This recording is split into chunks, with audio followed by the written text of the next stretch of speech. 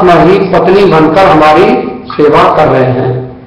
देखो, हम पत्नी के साथ कोई बुरा व्यवहार करते हैं तो उसका फल हमें भोगना पड़ जाता है। पत्नी के साथ हम दुर्व्यवहार करते हैं तो परमात्मा को अच्छा नहीं लगता और हम उसका फल भोगते हैं। पुत्र के साथ भी ऐसा कभी कभी हम लोग कुछ ऐसा कह देते हैं तो वो भी हमें फल भोगना पड़ता है। तो पत्नी और पुत्र के साथ हम व्यवहार नहीं करते, हम किसी के साथ व्यवहार नहीं करते, हम वस्तुतः परमात्मा के साथ ही व्यवहार करते हैं।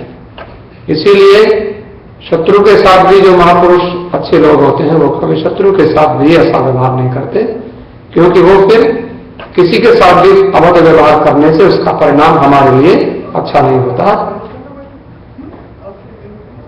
ये भेद दृष्टि के कारण। तो अभेद दर्शनम ज्ञान, ज्ञान है अभेद दर्शन। और ध्यान किसे कहते हैं?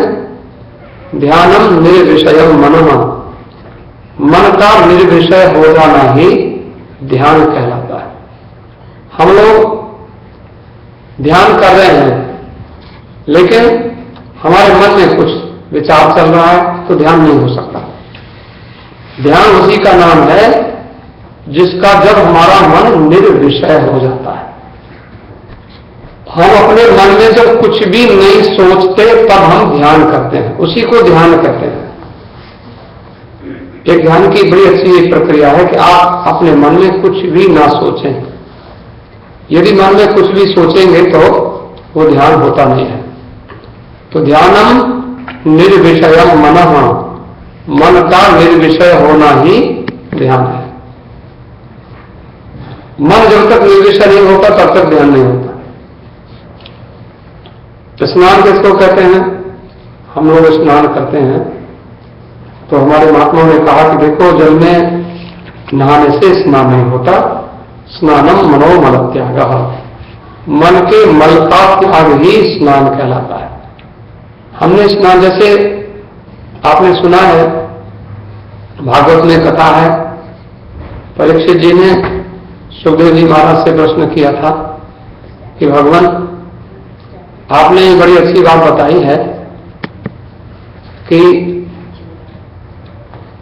जब आपसे कोई पाप हो जाए तो आप उसका प्रायश्चित कर लो, लेकिन हम पाप का प्रायश्चित करें और फिर पाप करें तो प्रायश्चित क्या हो गया?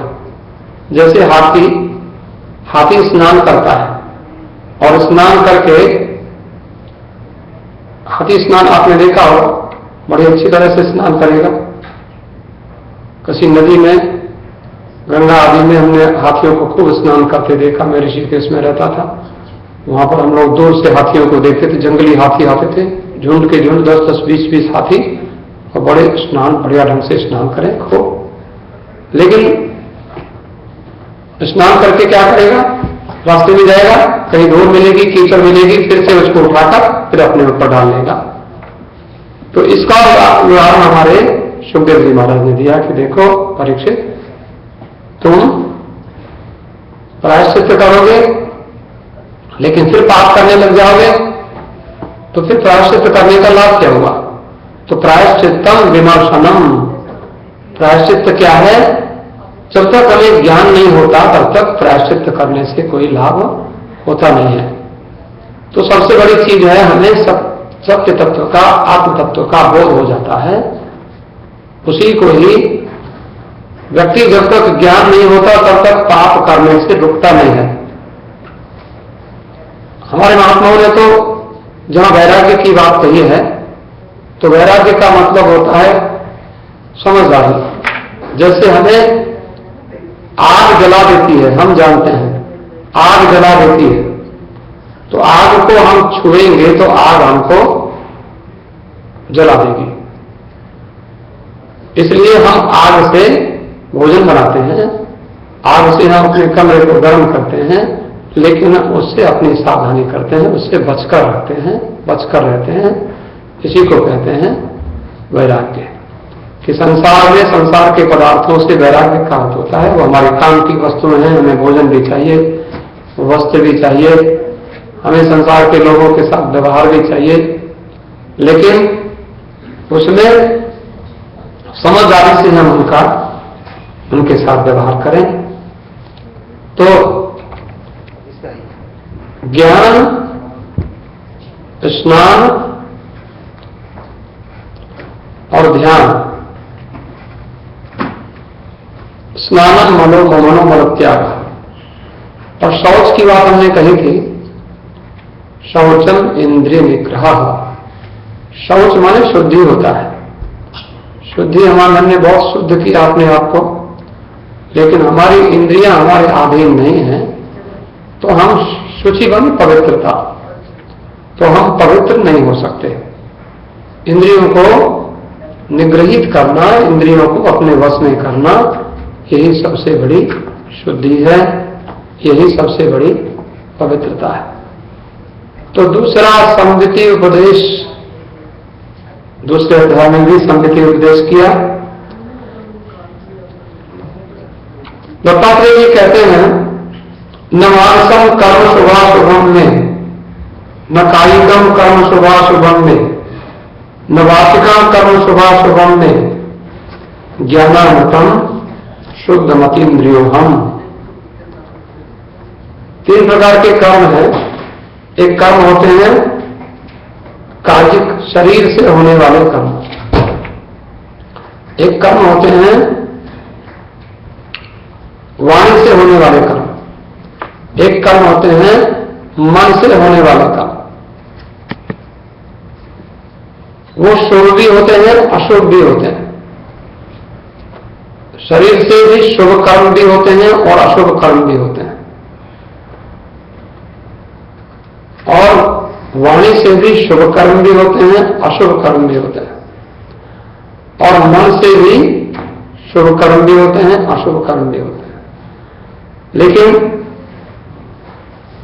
पहले अध्याय में जो बताया है, उसके पहले कि जब मैं शरीर नहीं हूं, मैं मन बुद्धि नहीं हूं, मैं इंद्रियां नहीं हूं।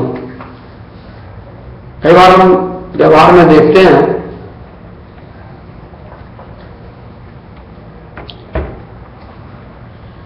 मैं अपने को शरीर कहता हूं, लेकिन फिर मैं कहता हूं मेरा हाथ, मेरा सिर, मेरी नाक, मेरा मुंह, मेरा पैर, मेरा गला खराब है।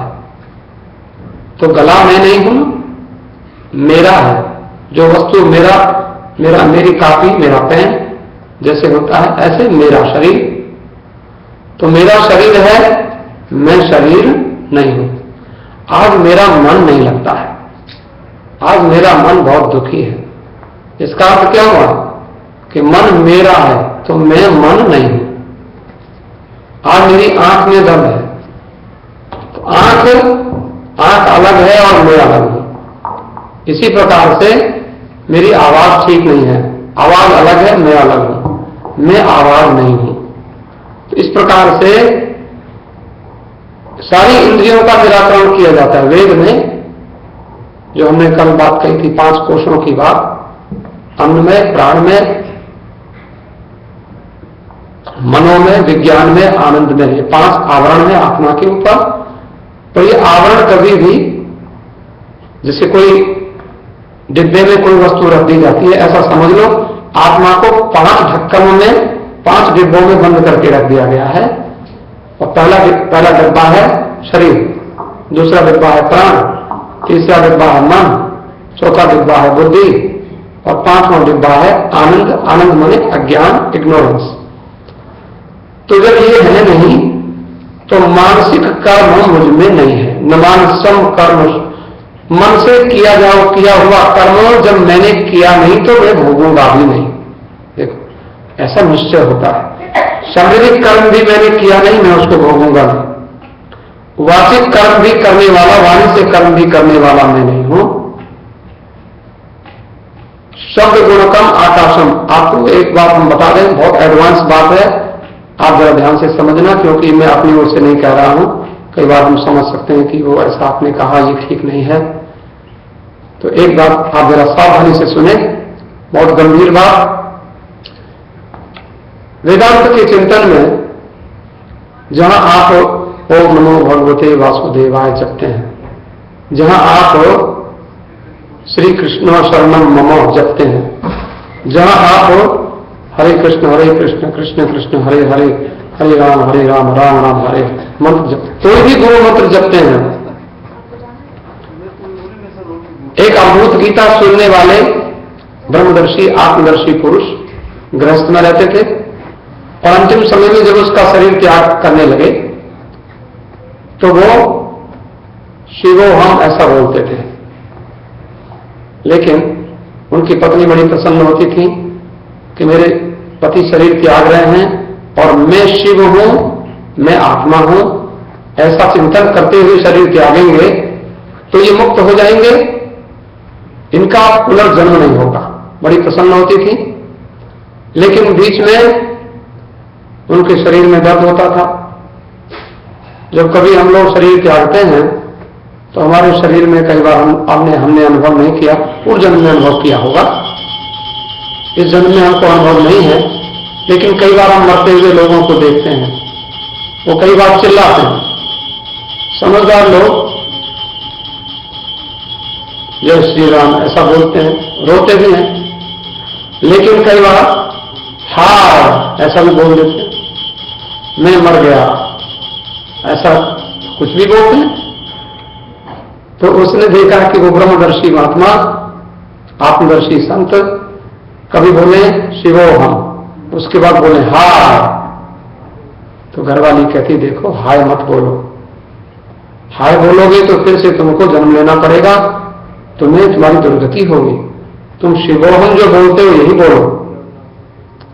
उसने 2 बार 3 बार 4 बार पत्नी का उपदेश सुन लिया, लेकिन न वाचिकम कर्म शुभाशुभम में, न कायिकम कर्म शुभाशुभम में, न वाचिकम कर्म शुभाशुभम में, वाणी से जो भी मैं बोलता हूं ये शुभ अशुभ ये मुझे इसका कोई फल नहीं होता।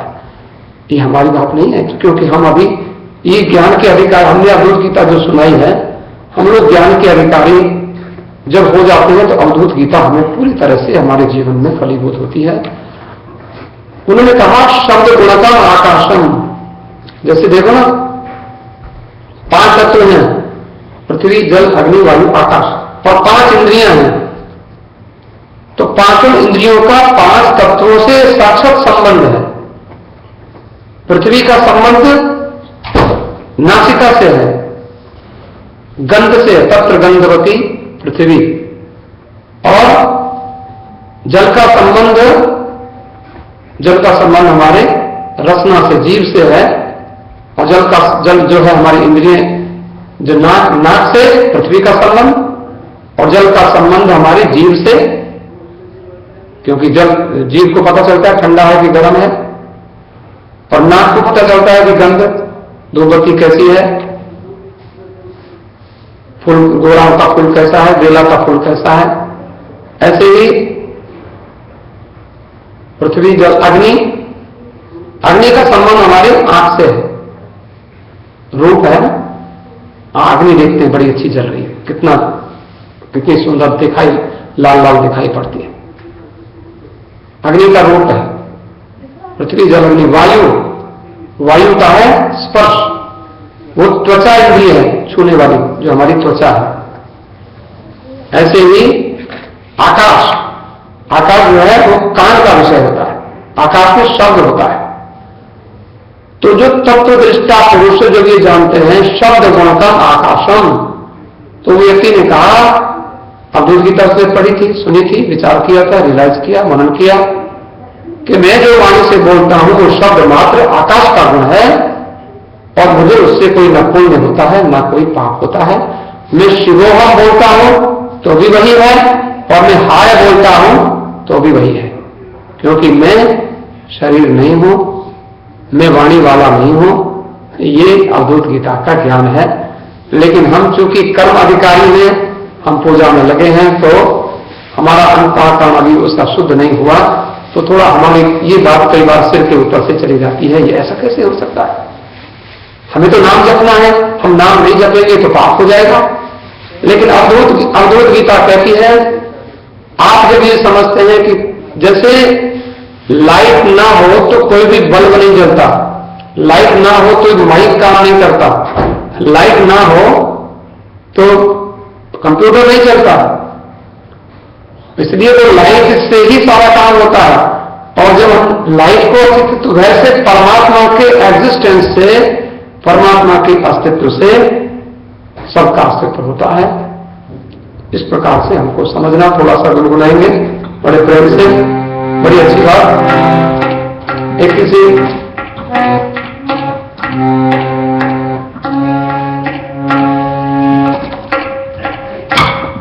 हम अपने को विचार करें क्या है। एक महात्मा कहते हैं कि देखो ये सांस चल रही है तो हम हैं, और सांस नहीं चल रही है तो हम क्या है। तो व्यक्ति क्या है, 5 पत्तों का पिंजरा, और कहते 10 द्वारे का देहुरा, ताने पंछी पवन, रहने को आचरज है, जाए तो अचरज कौन। कहते कोई मर गया, वो मर गया, अरे 10 दरवाजे और उसमें हवा का पंछी, हवा ही तो है, इधर से निकल जाए, इधर से निकल जाए, इधर से निकल जाए। 10 द्वार हैं हमारे शरीर में, लेकिन वो अब तक क्यों नहीं निकला। कहते हाय मर गया, वो मर गया। महात्मा कहते हैं, लोग कहते हैं कि देखो मर गया, कैद से छूटा वो अपने घर गया। मरने वाला लौट के आता नहीं है, आके करेगा क्या। इतने दुख हो गए यहां हम लोगों के साथ में, उसने संसार में क्या किया। अगर हमने थोड़ा सा उसको कुछ अच्छा कर दिया तो उसके ऊपर सिर पर कितने एहसान लाभ दिया। अरे हमने तुम्हारे साथ ये किया, हमने वो किया, हमने ऐसा किया। इसलिए संसार में हमको जबरदस्ती हमें लोगों के साथ में करना पड़ता। भाई साहब आपकी बड़ी कृपा है, आपने हमको ऐसा कर दिया आपने। लेकिन आप नहीं करेंगे तो कोई ना कोई तो करेगा, हम नहीं करेंगे। अगर हम नहीं करते तो उसको रोटी कोई और खिला देता, लेकिन हम कहते भाई आपने बड़ा अच्छा कर दिया। भगवान को भी कई बार आपने सुना है, ये व्यवहार है संसार का, कि एक लड़की अपने माता पिता के साथ गई बाजार में, छोटी बच्ची जो अभी बोलना जानती है, उसको कोई बुद्धि समझ नहीं है। उन्होंने देखा कि उसकी मम्मी कढ़ाई में हलवा बनाती है, तो कहती है मां मैं भी कढ़ाई लूंगी, मुझे कढ़ाई दिलवा दो। और छोटी बच्ची उसको कढ़ाई क्या पता, अभी वो बोलना ही सीखी है, मां मैं कढ़ाई लूंगी। वो रोने लगती। उसने कढ़ाई, जो प्लास्टिक की कढ़ाई होती है, उसको बाजार में से दिलवा दी। वो कढ़ाई में पूरे घुमाने वाला पलटा भी लूंगी, वो भी क्या करोगी, मैं हलवा बनाऊंगी। वो छोटी सी बच्ची करी क्या हलवा बनाएगी। वो घर में आई और घर में कहती पापा मैं आपको हलवा बनाऊं। और वो मम्मी से कह के चूल्हा भी ले आई, प्लास्टिक का छोटा सा चूल्हा, आपने देखा हुआ बच्चों के खिलौने होते हैं, छोटा सा चूल्हा रख लिया। बच्चे को कहा चले, वो उसको आग लगानी आती है, कहाँ आता है। छोटा सा चूल्हा रख लिया, कढ़ाई रख ली, उसमें पलटा घुमाती है झूठ मूठ को, कहती पापा मेरा हलवा बन गया, आप हलवा खा लो। पापा जल्दी से आते हैं और हलवा उसको खाते हैं झूठ मूठ को, और ऐसे खा लेते। और फिर कहते हैं वाह हमारी बेटी ने कितना बढ़िया हलवा बनाया, वाह। और देख इतना बढ़िया हलवा तो तेरी मम्मी भी नहीं बनाती, तूने कितना अच्छा हलवा बनाया।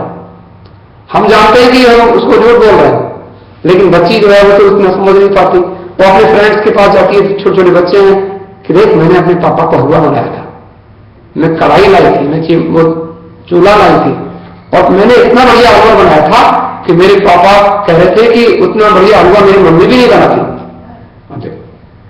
तो वैसे ही समझ लेंगे कि हम जो कुछ अपनी मेहनत करते हैं, हम भगवान के लिए, तो मेरे माता से पिता तो हम भी भगवान के लिए तो बच्चे ही है ना।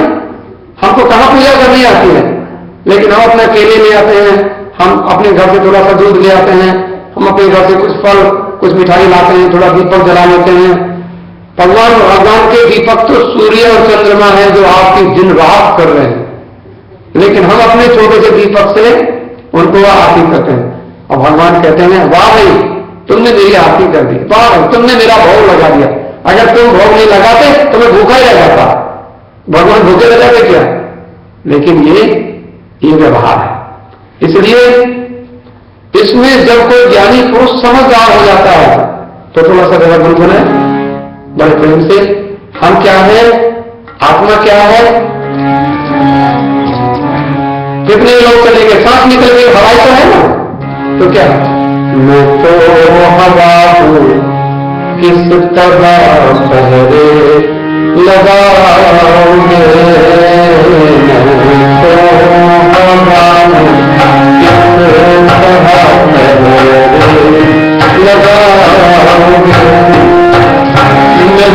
महसूस कर पाओगे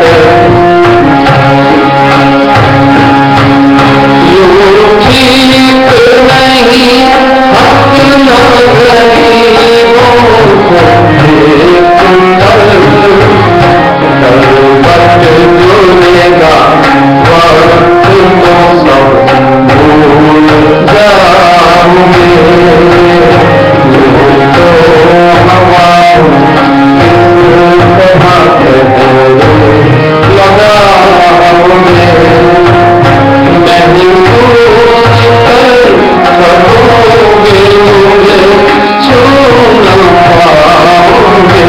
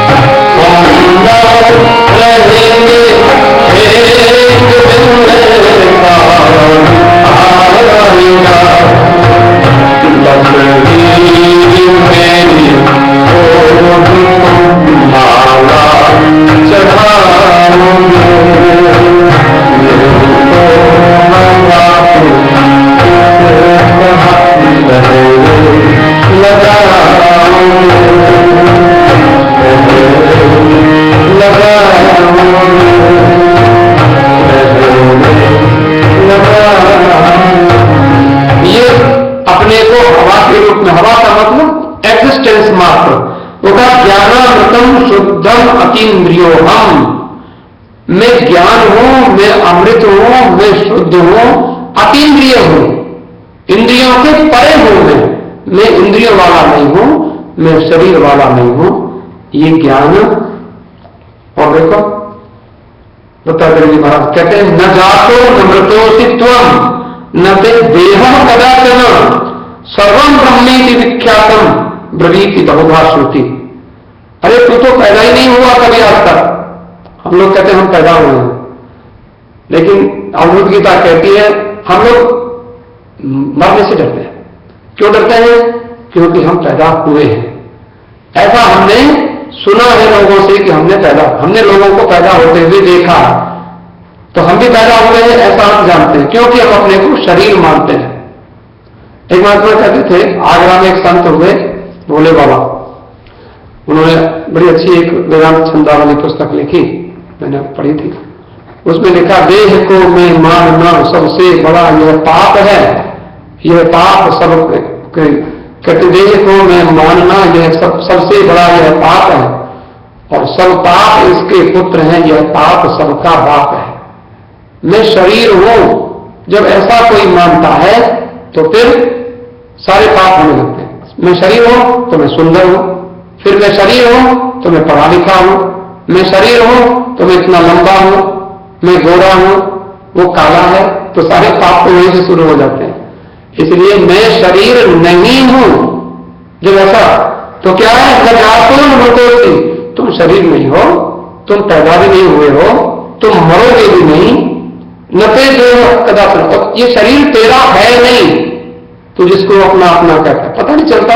वो शरीर तो जो वहां जब तारा रो रही थी, भगवान ने बाली को मार दिया था, तो भगवान ने कहा तारा तुम क्यों रोती हो? तो तारा ने कहा आपने मेरे पति को मार दिया, मैं रो नहीं तो और क्या करूं?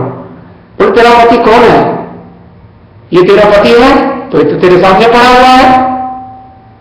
वो सारा जो तब कहती है कि ये पति नहीं है, वो तो आपने मार दिया, वो चला गया। वो कहां चला गया? वो तो है ना, वो ये तो अभी पड़ा है, वो शाम तक तो ये अगर 2 दिन 4 दिन पड़ा रहेगा तो ये मिट्टी में मिट्टी मिल जाएगी, पानी में पानी मिल जाएगा, अग्नि इसको जला देंगे तो राख बन जाएगा। बोले तो तेरा शरीर है कौन? तो भगवान ने तारा को उपदेश दिया, चित जल पावक गगन समीरा पंच रचित अति अभंग शरीरा। और वो तो तेरा है, सो रहा है, वो मरा थोड़ी है, वो तो सो रहा है। वो कहती नहीं वो मर गया है। कैसे जानती है वो मर गया है? तो ये पैदा हुआ है, जो हमें जानते हैं हम पैदा हुए हैं तो हम मरेंगे। ये तन क्या है? एक पिंजरा है, इस पिंजरे में एक तोता है, ये तोता जब उड़ जाएगा खाली पिंजरा रह जाएगा। वही बात है, सबम ब्रह्मे की विख्यातम, दत्तात्रेय जी कहते हैं सब ब्रह्म ही ब्रह्म है, कहीं भी इति ब्रवीति बहुधा श्रुति, ये वेद में ऐसा कहा गया है। और कहते हैं देखो ये चित्त को समझाते हैं। चित्त हमारे, मैंने आपको निवेदन किया था कि चित्त क्या करता है, हमारे महात्मा कहते हैं आत्मा को तो कोई पाप नहीं होता, अद्भुत गीता भी कहती है आत्मा को कोई पाप नहीं होता, लेकिन हमको पाप क्यों होता है? फिर जब आत्मा को पाप नहीं होता, हम आत्मा तो हैं, हम आत्मा हैं, लेकिन जब हम पाप करते हैं तो हम आत्मा हैं ये समझ के पाप नहीं करते, हम शरीर हैं ये समझ के पाप करते हैं। हम थोड़े से पैसे चुरा लें, इससे हम रोटी खाएंगे, इससे हम बढ़िया कपड़ा पहनेंगे, इससे हम ये करेंगे, ऐसा हम लोग समय मैं आत्मा हूं ऐसा करके। अब देखो 5 तत्वों का शरीर है, आग से कितने ही लोग मर जाते हैं, लेकिन आग के ऊपर कोई मुकदमा नहीं चलता, कोई आग के ऊपर कोई केस करता है? पानी से लोग कितने मर जाते हैं, पानी में डूब जाते हैं, लेकिन पानी को मुकदमे कचहरी में कोई पेश करता है कि पानी ने मार दिया चलो मुकदमा करो। हवा से आंधी से कितने लोग मरते हैं, कितने तूफान, कितनी तबाही हो जाती है, लेकिन कोई आंधी के ऊपर मुकदमा है? कुछ नहीं, आंधी के ऊपर कोई मुकदमा नहीं। तो ये क्या है? ऐसे अग्नि, पृथ्वी, जल, अग्नि, वायु, आकाश 5 तत्व है, लेकिन 5 तत्वों का ये शरीर, और ये कुछ कर दे तो इसके ऊपर मुकदमा हो जाता है, इसको मारने पीटने आ जाते हैं लोग। वही 5 तत्व तो हैं, लेकिन मैं हूं, मैंने इसको पकड़ के रखा, ये मैं हूं। इस प्रकार से ये जो कहते हैं ये जन्म मृत्यु नते चित्तम, ये चित्त को ही समझाना है। अरे चित्त, तेरा जन्म नहीं हुआ, तेरी मृत्यु नहीं हुई, बंध मोक्ष शुभाशुभ, न तेरा बंधन हुआ, न तुझे मोक्ष होगा, न तेरे लिए कोई शुभ है, न तेरे लिए कोई अशुभ है। कथम रोदसी रे वत्स नाम रूपम न ते नमे। 2 चीजें हैं, एक नाम है और एक रूप है, यही तो माया है ना, नाम। अब जैसे सोना है, सोने का एक रूप बना दिया, रूप माने शेप बना दिया गोल को, और उसमें उसका नाम रख दिया, क्या? रिंग। ऐसे बनाया, उसमें एक लगीना लगा दिया और हमने पहन लिया ये मेरी रिंग है। वो है उसमें सारा सोना। वो महात्मा कहता है तुम्हारी रिंग है तो तुम्हारी रिंग तुम अपने पास रखो, सोना हमें दे दो इसमें से निकाल कर। बोले हम सोना निकाल देंगे तो रिंग कहां बचेगी? बोले वही तो बात हम कहते हैं, जैसे सोना नहीं हो तो रिंग नहीं बचती, वैसे परमात्मा नहीं हो तो संसार नहीं बचता। इसलिए बंधन नहीं है, मोक्ष नहीं है। जब बंधन ही नहीं तो मोक्ष क्या है? अब हम लोग आपने कुछ दिखा ना, दिखाएं, दिखा दो। एक बड़ा अच्छा देखो इन्होंने लगाया है, आप जरा देख लें कुछ। हाँ, दत्तात्रेय जी के 24 गुरुओं को ये दिखा रहे हैं, उसके बाद हम आगे की चर्चा। उधर शायद ना दिख रहा हो, आप पहले चला लो। आप देखिए कुछ उसमें वो जो दत्तात्रेय जी के 24 गुरुओं का कुछ आप देखेंगे चित्र, वीडियो। अगर आपको मुझसे कोई आपत्ति होगी तो मैं उधर बैठ जाऊंगा।